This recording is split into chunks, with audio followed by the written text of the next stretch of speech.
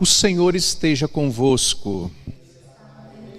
Proclamação do Evangelho de Jesus Cristo segundo Marcos.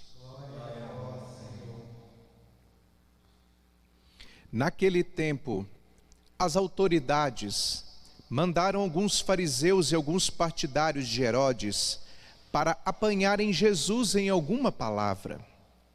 Quando chegaram, disseram a Jesus: Mestre, sabemos que tu és verdadeiro e não dás preferência a ninguém.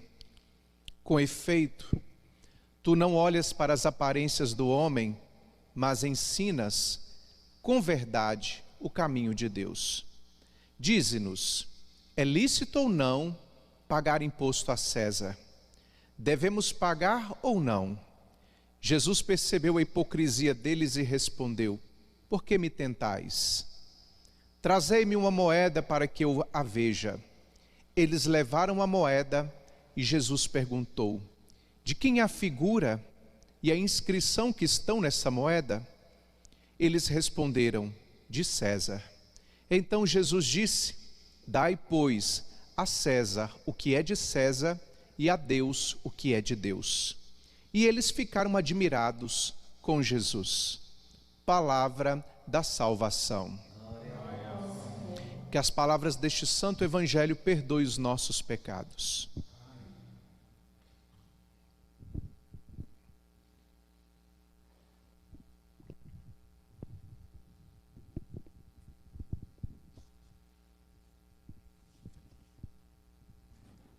Amados irmãos e irmãs em Cristo Jesus, estamos hoje começando o tempo comum.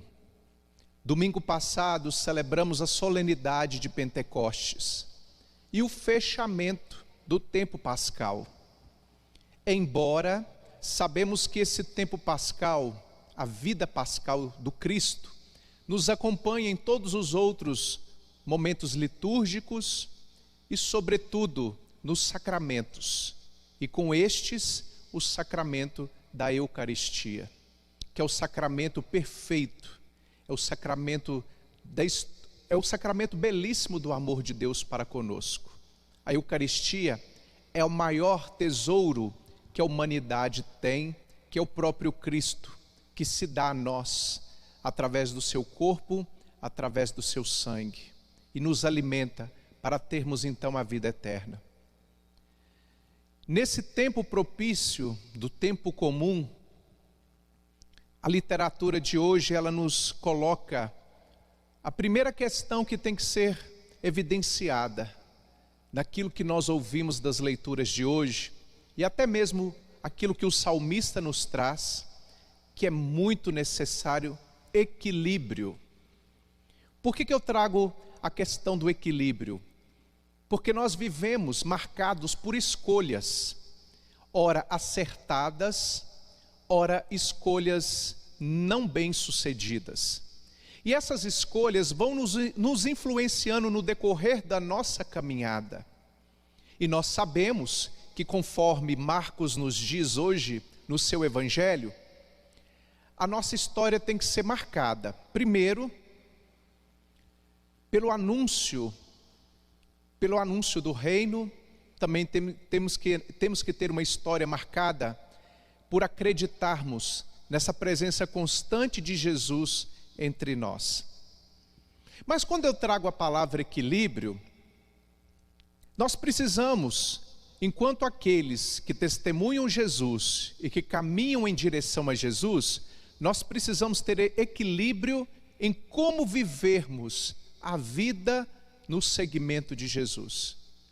Porque hoje é feito de forma assim muito, digamos, muito maldosa, é feito hoje uma pegadinha com Jesus. Primeiro chegam fariseus e com estes os representantes de Herodes para perguntar a Jesus se era lícito ou não pagar imposto a César. O que nós tiramos dessas afirmações ou dessa emboscada que tentaram fazer com Jesus? Que nós precisamos servir a Deus e nós precisamos também termos as nossas responsabilidades com a sociedade, com o Estado. Então, nós não somos só religião, também nós não somos só a vida social, nós somos a vida conjunta. Temos responsabilidades com a igreja, temos responsabilidades também com o Estado. E isso Jesus nos deixa claro na palavra hoje. Por quê? Porque às vezes nós temos pessoas que querem seguir Jesus, mas querem seguir um Jesus descompromissado com a realidade. Querem seguir aquele Jesus nos moldes de Pedro, Tiago e João. Quando estavam lá no Monte Tabor, falaram: Senhor, vamos fazer aqui 3 tendas, uma para Elias, uma para Moisés e a outra para vós. É um risco, é uma tentação de querermos fazer da religião uma alienação, que não nos olha, que não nos faz olhar para as realidades palpáveis, que nos tira então o compromisso que temos com a vida da comunidade, com a vida da sociedade, com a vida do nosso país. E temos também aqueles que acreditam que religião é coisa de pessoas fanáticas, acreditam que religião é coisa de pessoas enfraquecidas, acreditam que religião é coisa de pessoas que, ou melhor, que pessoas que não têm o que fazer, né? Há pessoas que pensam assim, que vê a religião como algo desprezível e vive só para o mundo, vive só para as coisas do mundo, não tem tempo de rezar, não tem tempo de ir para a igreja nem aos domingos, que é preceito, não tem tempo de fazer sua comunhão, não tem tempo de buscar Jesus de outras formas. Não tem tempo nem mesmo de visitar uma pessoa que precisa e nem mesmo de fazer caridade. Então nós temos 2 tipos de pessoas. Aqueles que só querem a Deus, vivendo só na religião e acreditando que só ali nada mais precisa ser feito. E aqueles que só querem viver só no mundo e acreditam que a religião é desnecessária e não quer nenhum compromisso com Deus. Então nós precisamos do equilíbrio, para que nós possamos servir a Deus e testemunhar o Deus que nós acreditamos nas realidades que nos são colocadas, seja na vida social, seja na vida familiar, seja onde quer que nós estejamos, nós temos que testemunhar esse Deus. Um elemento muito importante que nós podemos ver diante desse equilíbrio entre fé ou razão e fé, foi a encíclica do Papa João Paulo II, de 14 de setembro de 1998, o nosso santo João Paulo II, quando ele dizia lá na Fides et Ratio, quando ele diz que a fé e a razão são como que 2 asas pelas quais o espírito humano se eleva para a contemplação da verdade. Então, nós temos que utilizar a fé e filtrar muitas coisas pela nossa razão, para que a gente tenha uma fé com os pés no chão.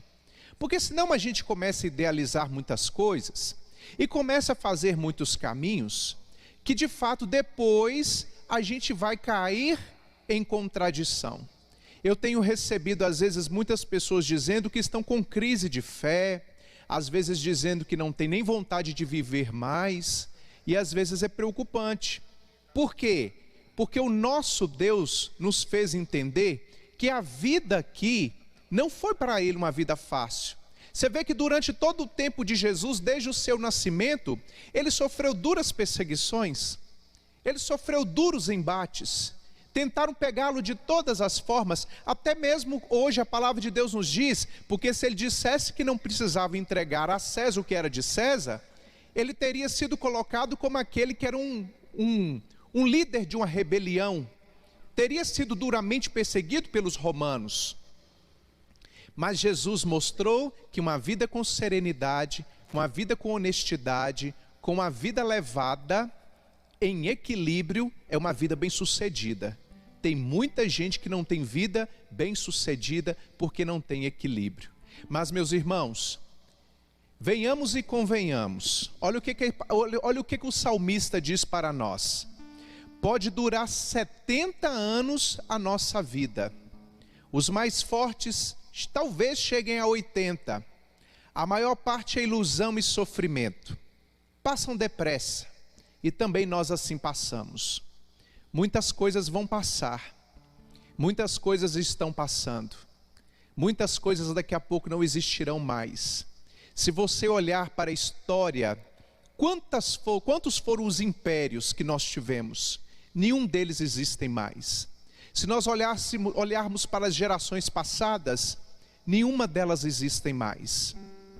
E aí o salmista está nos dizendo que equilíbrio, dê a Deus o que é de Deus, dê a César, ao mundo, ao Estado, às suas responsabilidades, aquilo que compete, a sua realidade de cidadão. Mas dê a Deus o culto que Ele precisa, dê a Deus o louvor que Ele precisa, dê a Deus a adoração que Ele precisa, dê a Deus a sua vida. Porque tem muita gente que está negligenciando essas situações. Nós somos aqui, meus irmãos, apenas hóspedes. A nossa casa não é aqui, a nossa casa é o céu. E toda a história da humanidade já foi julgada. Sabe de que forma? Com a Páscoa de Cristo. A Páscoa de Cristo é o julgamento de tudo aquilo que precisava ser julgado. Mas só que o desfecho desse julgamento é um desfecho glorioso. Por isso que lá na carta de Pedro, segunda carta de Pedro, lá no capítulo 3, no versículo 13, ele vai dizer: o que nós esperamos de acordo com a sua promessa são novos céus e uma nova terra, onde habitará a justiça. Nós estamos esperando o novo céu e a nova terra. Aliás, nós vivemos da promessa de Deus. E mais cedo ou mais tarde, essa promessa vai acontecer.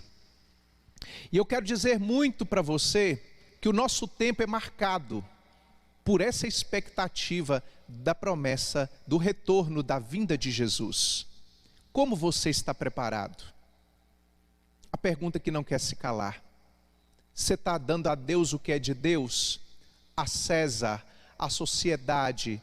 O César significa as suas responsabilidades com a vida, com a comunidade, com a sua família, com a sociedade. Você tem dado o que é deles para eles, o que é de Deus para Deus?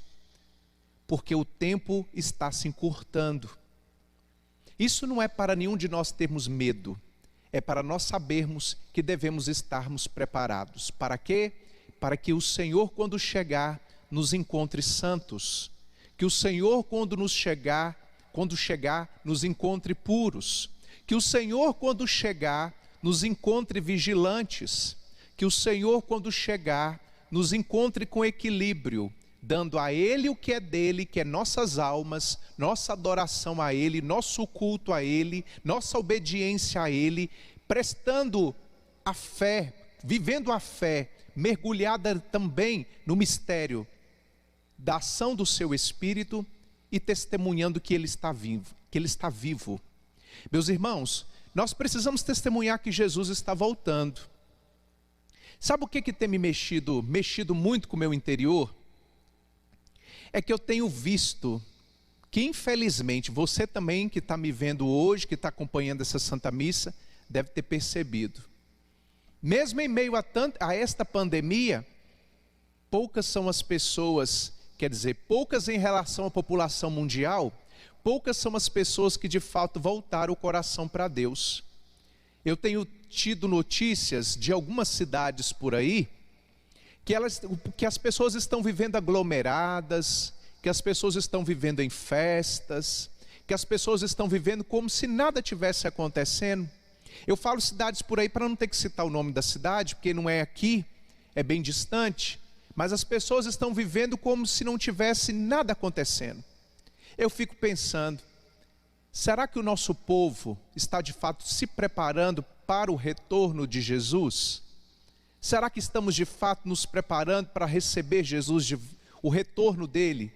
Essa grande manifestação gloriosa que será dada? Às vezes eu fico pensando, será que muitos de nós não vamos sermos apanhados de surpresa e vamos ficar como?